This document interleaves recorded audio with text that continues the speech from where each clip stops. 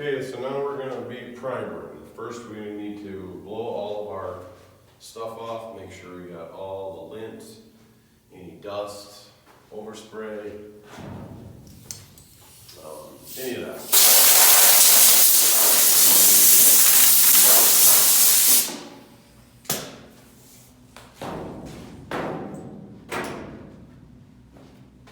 Okay, this is our 2K primer that we're going to use. It's made by Spraymax. It's got a little red thing in the bottom here. Already shook it for 2 minutes. And then you put, let me turn this around. Okay, so it's got a little nub stick in there. You put that on there. And then you press that in. And what that does is release the catalyst into the primer. And then you gotta shake it for another 2 minutes.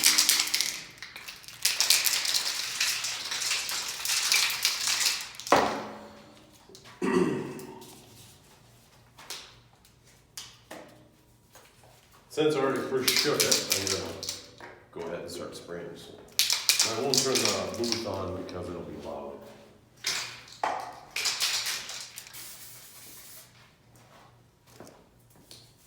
Also, Spraymax has a little dial indicator thing here. Hopefully, you can see how it's small.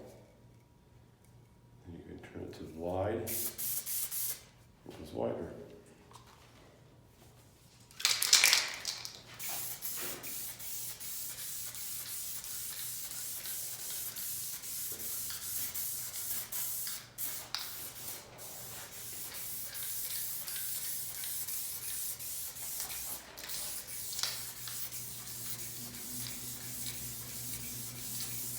I went through and I put 3 coats on it, the whole thing, and then we're just gonna let it, it's been sitting for about 15 minutes. We're gonna go back through and we're gonna hit the edges a little bit more because I can see a few things in the edges, so we're gonna do that right now.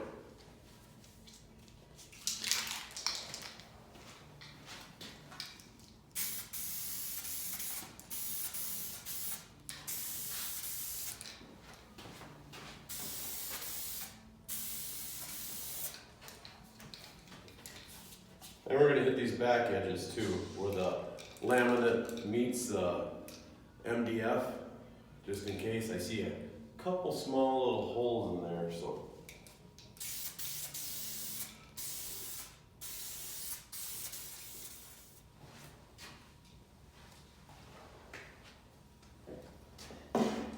Oh, I think that'll do it. So that's 3 full coats and 4 on the round overs. We want to give them extra because those will be what soaks in. This won't soak in because that laminate is pretty hard. So, yep, I'm going to go turn the booth on and get some of the overspray out of here.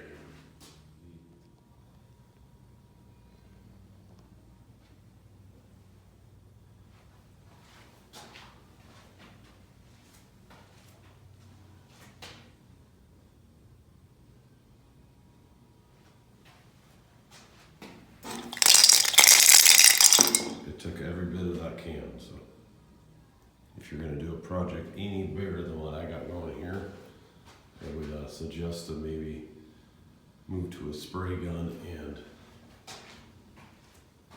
some 2K filler primer. Or on the next project, we're going to try a different primer underneath and put this over the top for like a sealer. I think that'll work good. All right, well, we'll see you in about 3 hours and we'll sand them and get ready for paint. All right, we're back. We have primered it and we did 3 coats and 4 on the round overs. I think that's what we did. It's been a few hours, so I don't remember.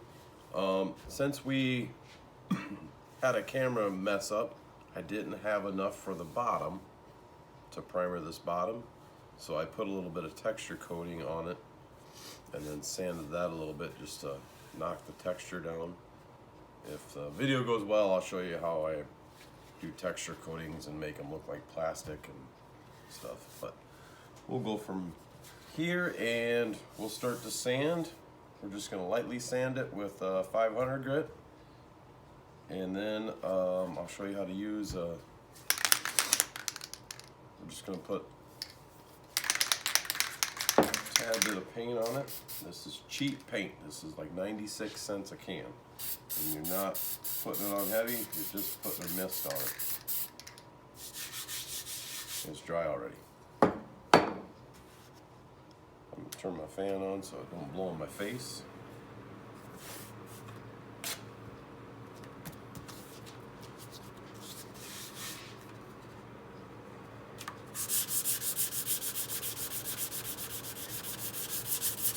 I'll show you what that black spray paint does.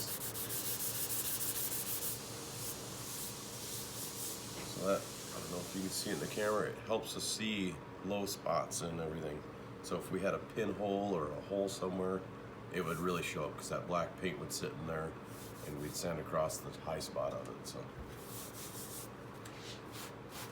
call it guide coat. And we put a towel down so we don't wreck our finish here, and it also serves as cleaning the sandpaper off. So we don't drag that across the primer finish.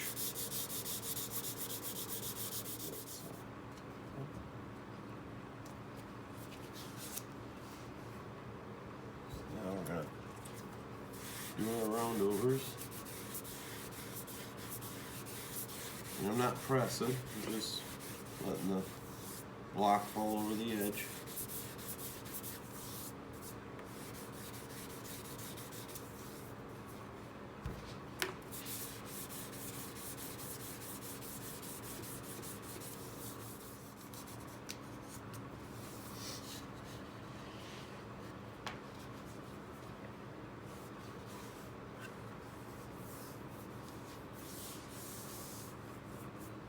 Got it all. Now I take a gray Scotch-Brite, and this is important, don't use green. You can use gray or red. Green is for washing dishes.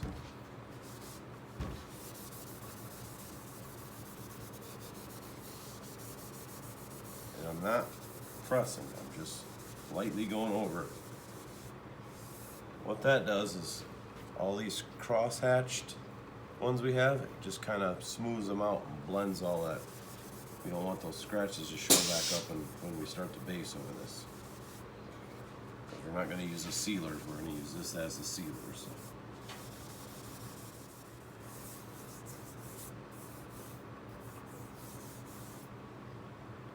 Okay.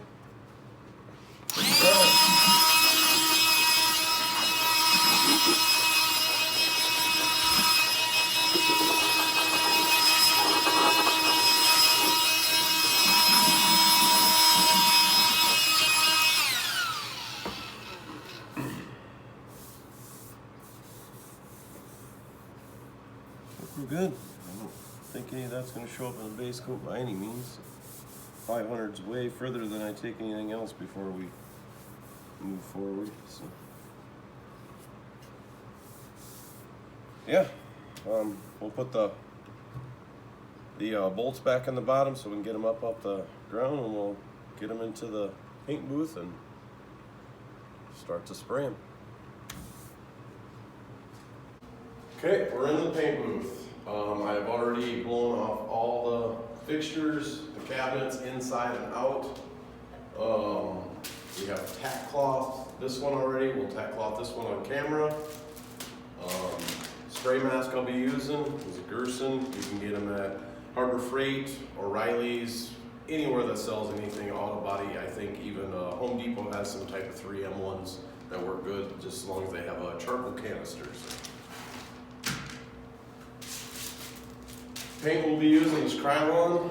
Everyone says I have a tough time painting with it. And clear coating over the top of it, which I've done it for quite a few years and not really had any problems. So that's what we'll be using, and the color is what I wanted to use.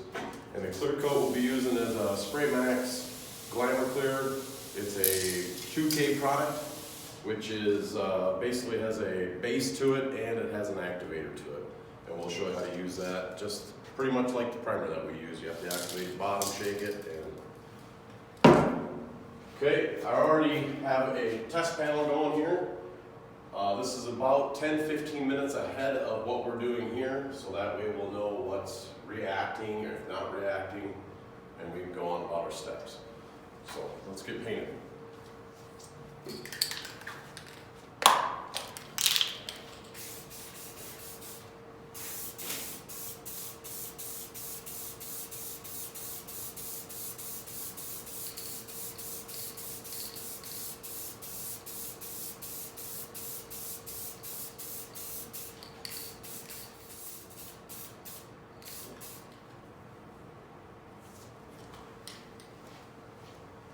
Okay, we're going to let it sit for about 10-15 minutes, and then we'll come back and put another coat on.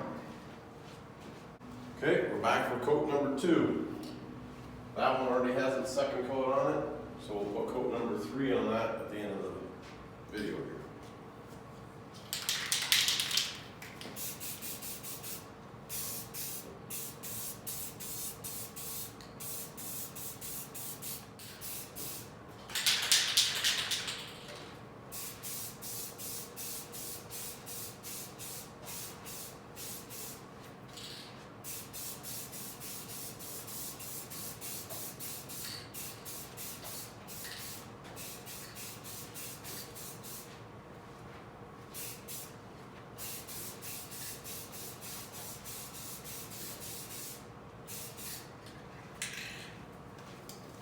Okay, that's coat 2, coat 3. We'll put a third one on these and we'll call it done. A piece of fuzz in there, we'll get out of there with the tack cloth. We'll be back. Okay, we're back. I bought 2 cans of the same color because the first one is starting to spit a little bit and we don't want that to spit on top because then we're going to have to try to get those out of there. I went through and tack cloth my little fuzzy off there. It's probably from my sweatshirt. And then we're going to do the third coat right now. Each coat that I'm putting on, I put it on just a little bit heavier than the previous one. That way I can get a nice finish. And it'll let the solvents from the first and second coat come out of the top one because the top one's wetter. So.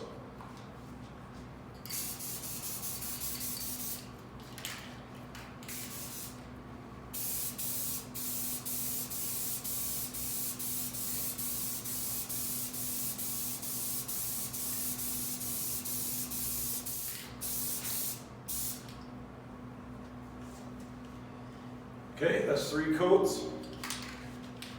You can see the test panel is gone. We already cleared that before we did this, and that's sitting outside the booth drying, so we make sure that there's nothing wrong with it. We'll let this dry for about 15-20 minutes, and then we'll come back and clear it.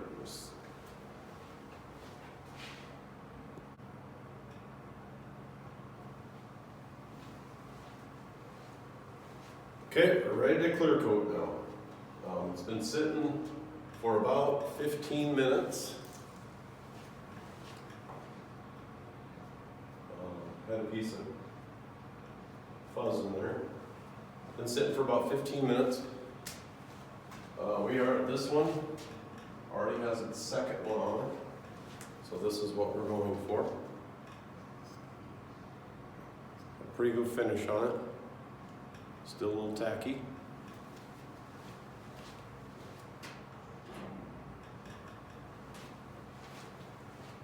Okay, as far as the clear, take the red cap out of here, we'll stick it at the bottom. I've already pre-shaken it, I've already pre-activated it to use it on that.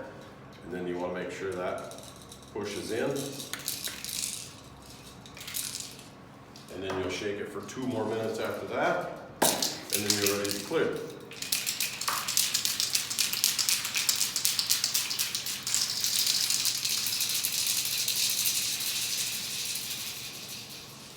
Making sure we don't have any more black fuzzies in it.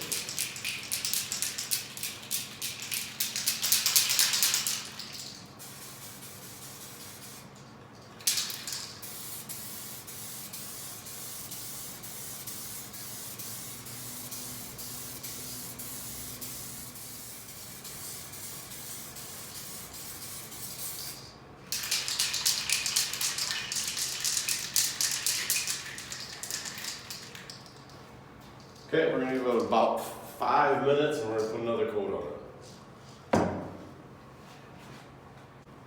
Okay, it's been about 3 minutes and I did the touch test up here.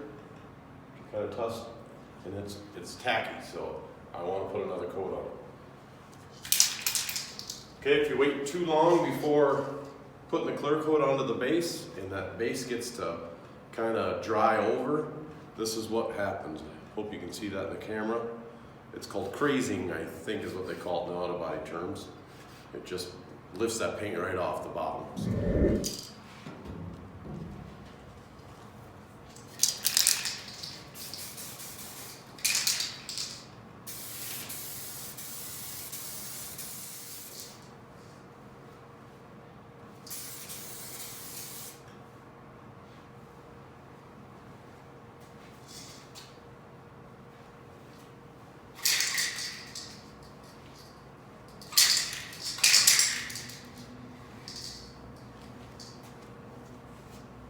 We're good.